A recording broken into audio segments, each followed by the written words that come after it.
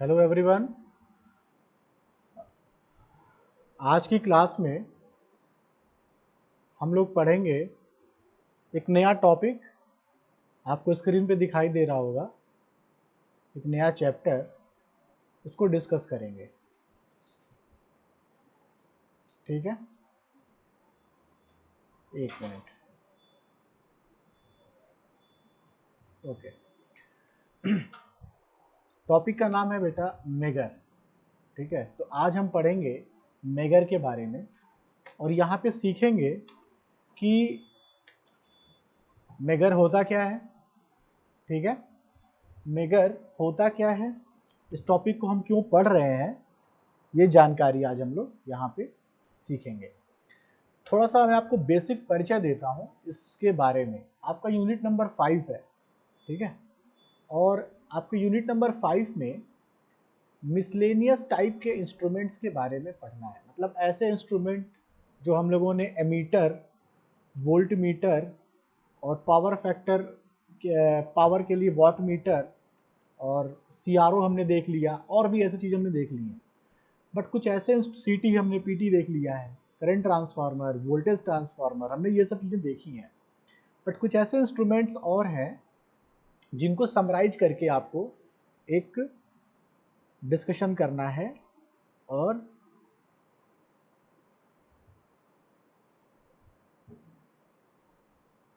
ठीक है, उसमें हम लोग पढ़ेंगे फिर मेगर के बारे में। तो सबसे पहले ये जान लो कि मेगर होता क्या है। ठीक है, मेगर होता क्या है, इस टॉपिक के बाद हम लोग जानेंगे।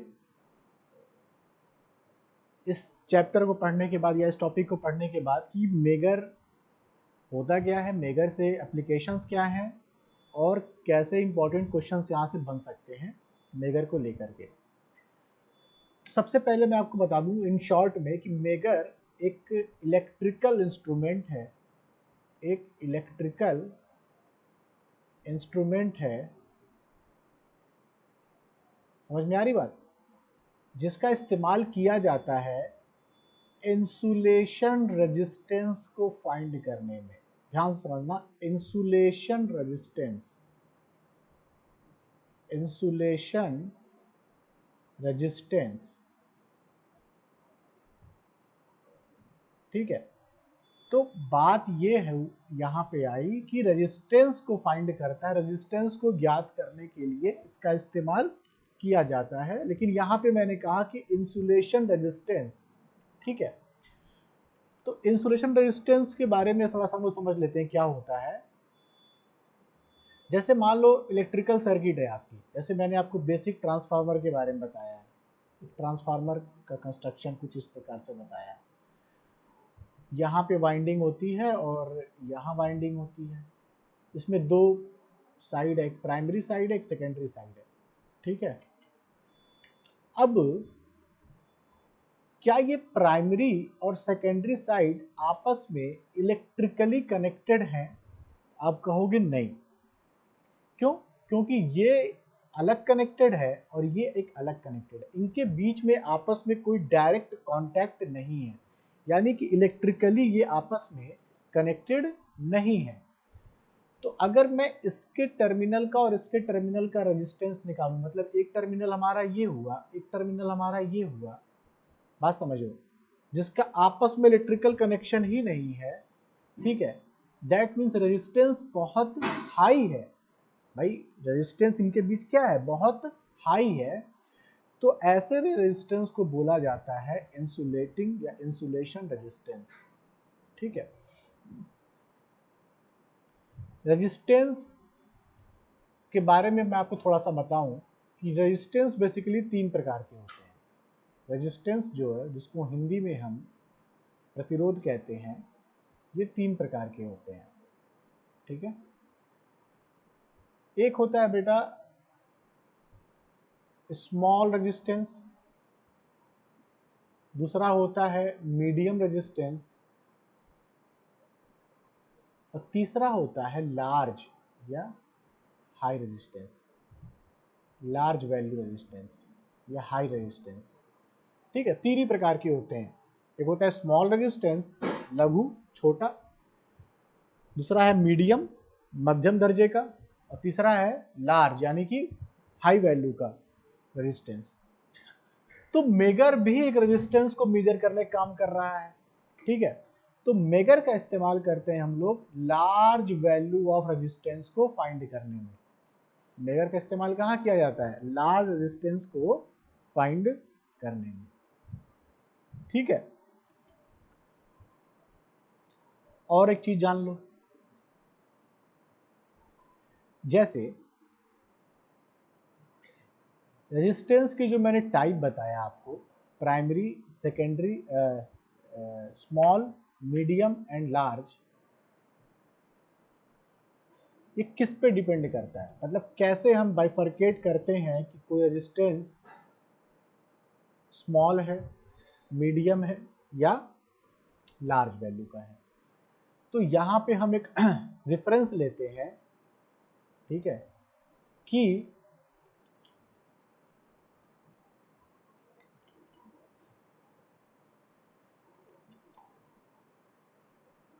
ठीक है कि जो स्मॉल रेजिस्टेंस यानी कि जिसको लो रेजिस्टेंस होता है, स्मॉल नहीं बोलेंगे उसको बेटा, हम लोग बेसिकली लो रेजिस्टेंस कहेंगे। तो लो रेजिस्टेंस होता है, इसकी जो रेंज होती है यह 1 ओम से कम होता है। मतलब 1 ओम से छोटा रेजिस्टेंस है, चाहे वो पॉइंट में कितना भी है, तो उसको हम कहेंगे लो रेजिस्टेंस। मीडियम रेजिस्टेंस क्या होते हैं? अगर इसकी रेंज 1 ओम से बढ़कर 0.1 मेगा ओम, बात समझना, मेगा मतलब होता है 10 टू द पावर 6, तो 0.1 मेगा ओम मतलब 1 ओम से लेकर के, मैं यहां लिख दे रहा हूं, 0.1 मेगा ओम तक का अगर इसका है तो हम कहेंगे ये एक मीडियम रेजिस्टेंस है, ठीक है। और लार्ज या लार्ज नहीं कहेंगे, हाई रेजिस्टेंस कहते हैं, करेक्ट इंग्लिश होगी हाई रेजिस्टेंस। हाई किस कैटेगरी में आएगा? अगर वह 0.1 ओम से बड़ा है, सॉरी 0.1 मेगा ओम से बड़ा है, तो हम कहेंगे वो हमारा लार्ज यानी कि हाई रेजिस्टेंस की कैटेगरी में आएगा, ठीक है।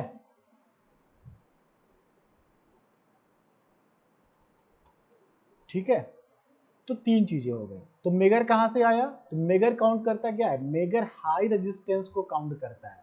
Megger is used to calculate high resistance, और ये हाई रेजिस्टेंस जो है 1000, 2000, 5000, ठीक है, 8000, इस रेंज का रेजिस्टेंस होता है, तो हम मेगर का इस्तेमाल करते हैं। आपने पहले या कभी पढ़ा होगा ब्रिज के बारे में, जैसे व्हीट स्टोन ब्रिज का नाम सुना होगा, अगर आपने 12th किया होगा तो व्हीट स्टोन ब्रिज का नाम सुना होगा, ठीक है। तो लो रेजिस्टेंस को निकालने के लिए हमारे पास बहुत सारे तरीके हैं अलग अलग, ठीक है। सॉरी, मीडियम रेजिस्टेंस को निकालने के लिए हमारे पास ब्रिज मेथड है, जिसमें व्हीट स्टोन ब्रिज मेथड आता है। लेकिन लार्ज रेजिस्टेंस को निकालने के जो मेथड है उनमें से ही एक है मेगर, ठीक है। इसीलिए वहां पे मैं एक शब्द का इस्तेमाल कर रहा हूं, हाई रेजिस्टेंस में इंसुलेशन, इंसुलेटिंग रेजिस्टेंस, ठीक है, इंसुलेटिंग रेजिस्टेंस। तो ये चीजें आपको क्लियर हो जाए, याद हो जाना चाहिए, इंसुलेटिंग रेजिस्टेंस होता है, ठीक है। चलो पढ़ेंगे क्या क्या हम लोग, डेफिनेशन देखेंगे, कंस्ट्रक्शन देखेंगे, वर्किंग प्रिंसिपल, ठीक है, बाकी किस टाइप का है, कैसे हैंडल किया जाता है, एप्लीकेशन क्या है, ये हम लोग देखेंगे। तो megger is instrument used to measure the resistance of insulation. पहला लाइन ध्यान से पढ़िए, क्या लिखा है? Megger is the instrument used for measuring the resistance of insulation। Resistance of insulation, ये जब वर्ड आपके सामने आया तो आप समझ लो कि ऐसे रेजिस्टेंस को मेजर करना है। देखो ध्यान से, जैसे एक रेजिस्टेंस ये है, इसको मेजर करना है तो आप आसानी से कर सकते हो, बट दो रेजिस्टेंस हैं जो आपस में कनेक्टेड ही नहीं है, जो आपस में कनेक्टेड ही नहीं है। तो अगर इनका रेजिस्टेंस निकालना हो एक साथ तो हम उन्हें बोलते हैं इंसुलेटिंग रेजिस्टेंस या इंसुलेशन रेजिस्टेंस। क्यों इंसुलेशन वर्ड का इस्तेमाल क्यों कर रहे हैं? क्योंकि इंसुलेट मतलब क्या होता है कि इसका और इसका आपस में कोई कनेक्शन ही नहीं है, एक दूसरे से क्या है, इंसुलेट है। ठीक है, तो ऐसे रेजिस्टेंस को बोला जाता है इंसुलेटिंग रेजिस्टेंस, और मेगर का इस्तेमाल इसी प्रकार के इंस्ट्रूमेंट को करने में किया जाता है। ठीक है,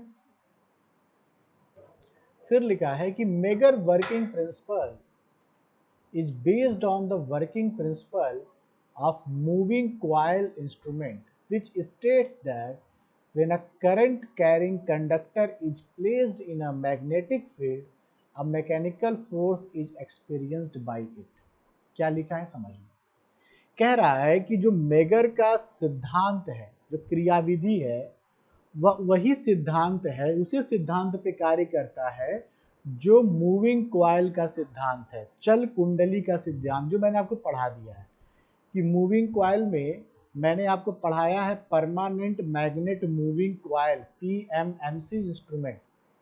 तो पीएमएमसी इंस्ट्रूमेंट के ही वर्किंग प्रिंसिपल की तरह मेगर का वर्किंग प्रिंसिपल है। और वो क्या प्रिंसिपल था पीएमएमसी का? उसमें ये था कि a current carrying conductor is placed in a magnetic field, अगर कोई धारावाही चालक है या करंट कैरिंग कंडक्टर है, यानी कोई चालक तार है जिसमें धारा बह रही है, कोई चालक तार है जिसमें धारा बह रही है, करंट फ्लो हो रहा है, और अगर उसको हमने किसी चुंबकीय क्षेत्र में रखा है या वह किसी चुंबकीय क्षेत्र में स्थित है, तो उस पर एक बल कार्य करेगा, वही इसका सिद्धांत है। तो आपका दिमाग जाना चाहिए वहां पे, जब भी बल कार्य करेगा उस धारावाही चालक पे, तो वहां पे एक पॉइंटर होता था, एक निडल होती थी, और वो पॉइंटर उस बल की वजह से उसमें बलाघूर्ण उत्पन्न होता था और वह पॉइंटर मूव करने लगता था, तो हम कहते थे कि हमारी रीडिंग मिल रही है। बात समझ में आ रही है? तो ये रहा इसका बेसिक प्रिंसिपल। और क्या है? The magnitude and the direction of this force depends upon the strength and the direction of current and magnetic field. कह रहा है कि जो यांत्रिक बल, यानी कि जब करंट कैरिंग कंडक्टर किसी चुंबकीय क्षेत्र में रखा है, तो उस पर जो बल लग रहा है, मैकेनिकल फोर्स लग रहा है, वो किस पे डिपेंड करेगा? वो डिपेंड करेगा strength and the direction of the current and magnetic field. मतलब जो चालक में धारा बह रही है, ठीक है, और जो चुंबकीय क्षेत्र है वहां पे उत्पन्न हुआ है, ठीक है, मैग्नेटिक फील्ड में जो चुंबकीय क्षेत्र है, उसकी दिशा और उसकी स्ट्रेंथ मतलब उसकी ताकत, उसकी क्षमता, तो उसकी स्ट्रेंथ और उसकी डायरेक्शन पे डिपेंड करेगा कि बल कितना लगेगा। फॉर्मूला आपने पढ़ा है, F equal to BIL sine theta. ठीक है, L फॉर क्या है? मैग्नेटिक फील्ड की डेंसिटी, B, I क्या है? करंट, L क्या है? Length of the conductor in which current is flowing, and F is force. ठीक है, बात समझ में आ गई? चलो रिवीजन हो रहा है आपका, ठीक है। It works on the principle of comparison, that is the resistance of the insulation is compared with the known value of resistance। इसका मतलब समझ लो, कह रहा कि जो मेगर का सिद्धांत आपको समझ में आ गया, लेकिन इसमें क्या है कि ये कंपैरिजन के प्रिंसिपल पे कार्य करता है। जैसे हमको इंसुलेशन रेजिस्टेंस या इंसुलेटिंग रेजिस्टेंस जो निकालना है, यानी कि जो हाई रेजिस्टेंस, उच्च रेजिस्टेंस हमको निकालना है, ठीक है, उसका हम कंपैरिजन करते हैं किसी ऐसे रेजिस्टेंस से जिसका मान हमको पता होता है, यानी कि कंपैरिजन करते हैं, कंपेयर करते हैं। ठीक है, तो इस सिद्धांत पे, मतलब तुलनात्मक रूप से एक ज्ञात वैल्यू है, एक रेजिस्टेंस है जिसका मान हमको पता है, ठीक है, एक रेजिस्टेंस है जिसका मान हमको पता है और एक रेजिस्टेंस है जो हमको निकालना है। तो जिस हमको पता है इससे हम इसकी तुलना कर लेंगे और हमको अपना मान प्राप्त कर लेंगे। बताएंगे ये कैसे होता है। If the resistance of the insulation is high, the pointer of the moving coil deflects towards the infinity, and if it is low, then the pointer indicates zero resistance. अब ये समझ लो important लाइन है। जो megger होता है ना, megger में भी पॉइंटर होता है, निडल होती है जो घूमती है, बट उसमें क्या होता है, उसमें नंबर नहीं होता है। जैसे बाकी में हम क्या पढ़ते हैं, बाकी में नंबर देखते हैं कि 0 से लेकर के 0 एक स्केल पे नंबर होता है, इसमें ऐसा नहीं होता।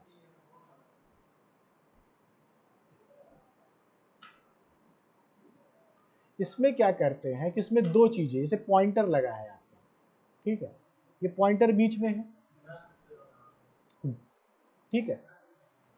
अब यहाँ पे क्या है कि यहाँ पे सिर्फ दो वैल्यू आपके पास होती है, या तो आपके पास 0 होता है या आपका इनफाइनाइट होता है, बीच में हमारा है।